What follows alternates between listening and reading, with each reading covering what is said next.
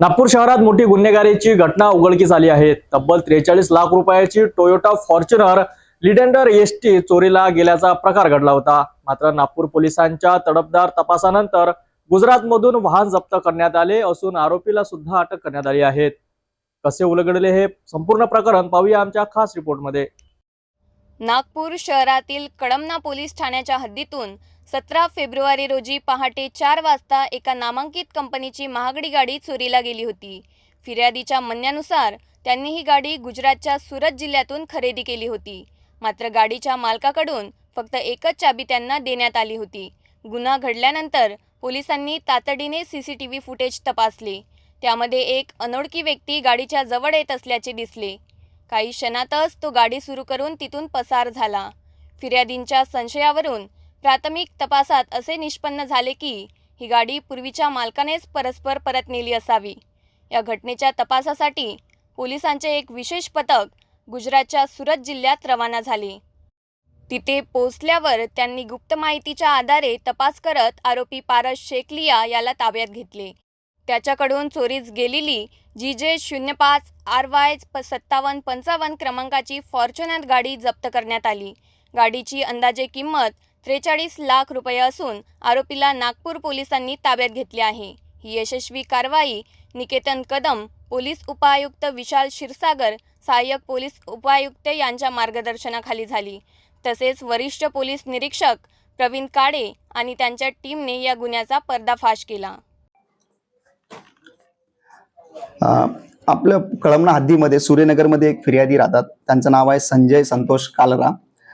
यांना एक फॉर्च्युनर गाडी घ्यायची होती आणि त्या गाडीच्या ते शोधमध्ये होते। त्या दरम्यान त्यांना एक फॉर्च्युनर गाडी संदर्भात त्यांना इंस्टाग्रामवरून काही फोटो आले त्यांच्याकडे गाडीचे आणि त्या संबंधात त्यांनी अप्रोच केला। त्यांचे जे ब्रोकर आहेत त्या ब्रोकरच्या माध्यमातून त्यांनी समोर अप्रोच केला आणि गुजरात येथून त्यांना त्या गाडीची फॉर्च्युनरची गाडी आवडली। त्या गाडीचे त्यांना सगळे फोटो आले, सगळे त्यांची डील झाली आणि ठरल्याप्रमाणे त्यांनी मुंबईमध्ये भेटण्याचं ठरलं आणि मुंबईमधून त्यांना गाडीची डिलिव्हरी देण्यात येणार होती।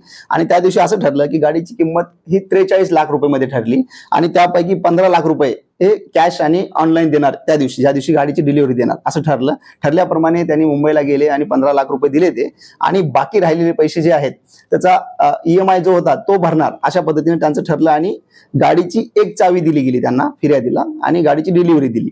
त्याप्रमाणे ते गाडी घेऊन नागपूर येथे आले आणि आल्यानंतर त्यांना असं जाणवलं की यामध्ये पूर्ण जे एकच चावी दिली होती गाडीची, त्या दुसऱ्या चावीने ते आरोपी जे आहेत ते फिर्यादीच्या ज्या फॉर्च्युनर गाडीला त्यांचं GPS ट्रॅकर लागलेलं होतं। ते GPS ट्रॅक करून ते जी राहिलेली चावी होती त्या चावीने या फिर्यादीच्या घरासमोर लावलेली गाडी चोरून घेऊन गेले ते।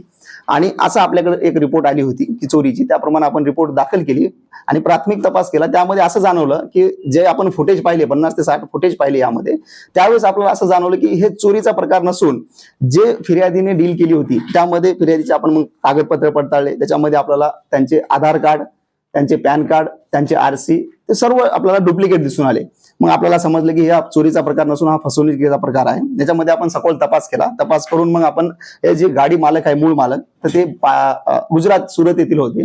तर त्यांचं लोकेशन वगैरे काढून आपण ती गाडी आणि 2 आरोपी यांना ताब्यात घेऊन आपण पोलीस स्टेशनला आलो। त्याचा तपास सुरू केल्यावर आपल्याला असं जाणवलं की यांची एक टीम आहे, एक 5 ते 6 लोकांची यांची टीम आहे आणि यांचं ते मोडस आहे की एखाद्या फिर्यादी कधीच यांचा आरोपी गाडीचा मूळ मालक जो आहे तो कधीच समोर येत नाही, तो यांच्या मार्फतीने तो काम करून घेतो सगळं आणि यांचं ठरलेल्याप्रमाणे ते सगळं डील होते। ज्या अकाउंटवर ते पैसे घेतलेले आहेत फोन पेने, ते अकाउंटचा धारक हा फिर्यादी ज्या गाडीचा मालक आहे त्याचा मित्र येतो। त्याच्यामुळे ते असं नाही म्हणू शकत की मला माहिती नाही। तर आपण 2 आरोपी अटक केलेले आहेत आणि 3 बाह्य आरोपी आहेत, त्यांचा शोध सुरू आहे।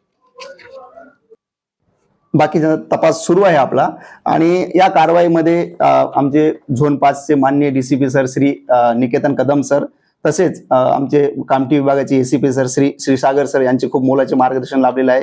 तसेच आमचे वरिष्ठ पोलीस निरीक्षक श्री काळे साहेब आणि आमची टीम जी DB टीम आहे, आमच्या टीमने हे काम केलेलं आहे। आमच्या टीममध्ये पोलीस हवालदार रविकुमार शाहू, पोलीस हवालदार प्रदीप पवार, पोलीस अंमलदार संतोष पांडे, पोलीस अंमलदार मंगेश लोही, पोलीस अंमलदार संदीप ढाले, हे आमच्या टीमने हे सर्व काम केलेलं आहे आणि तपास सुरू आहे पुढील। नागपूर पोलिसांनी वेगवान तपास करत अवघ्या काही दिवसातच मोठी कामगिरी बजावली आहे। चोरीस गेलेली गाडी हस्तगत करून आरोपीला अटक करण्यात आल्याने वाहन चोरीस प्रतिबंध करण्यासाठी पोलिसांनी कडक पावले उचलण्याचे दिसत आहेत. पुढील तपास सुरू असून आरोपीला न्यायालयात हजर करण्यात येणार आहेत. नागपूरसह राज्यातील गुन्हेगारी रोखण्यासाठी अशा जलदगतीत कारवाईची नितांत गरज आहे. पुढील अपडेटसाठी पाहत रहा सिटी न्यूज.